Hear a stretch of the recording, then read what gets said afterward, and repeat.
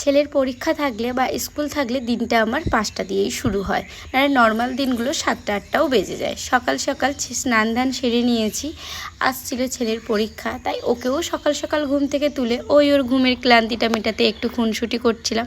তারপরে বাবুকে একদম ফুল এনার্জি করে নিয়ে চলে যাচ্ছিলাম স্কুলে।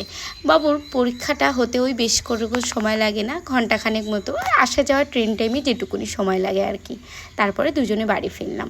বাড়ি ফিরেই দেখলাম বাবা এখানে খুব সুন্দর একটা মুরগি নিয়ে এসেছিলো, একদম দেশি মুরগি। আর মা এখানে কেটে কুটে পরিষ্কার করে নিচ্ছিল। একদম মাংসটা একদম চর্বিযুক্ত মাংস ছিল। এদিকে বাবা মাকে হেল্প করছে, আর আমিও এদিকে ফ্রেশ হয়ে এসে দেখলাম মা সুন্দর করে কষানো হয়ে গেছে। আমি ভাবলাম অনেকটা তো বেলাই হয়ে গেছে, চলো আজকে ঝটপট রান্নাটা করে নিই। তাই মাকে বললাম তুমি একদিকে করো আর আমি একদিকে করি।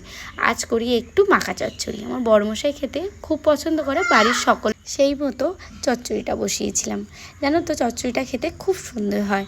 এদিকে আমার চচ্চড়িটাও প্রায় হয়েছে, আর মাও কিন্তু এদিকে একদম পাতলা মাংসের ঝোল করে নিয়েছিল। তারপরে সকলে খেয়ে নিয়েছিল, আমরাও খেতে বসে গেছিলাম। আজকে সারাদিনের ফুল ব্লগটা আমার ইউটিউব চ্যানেলে দেওয়া আছে, অবশ্যই কিন্তু আমার ইউটিউব চ্যানেলটা গিয়ে ভিজিট করে এসো। সবাই ভালো থেকো, সুস্থ থেকো, টাটা।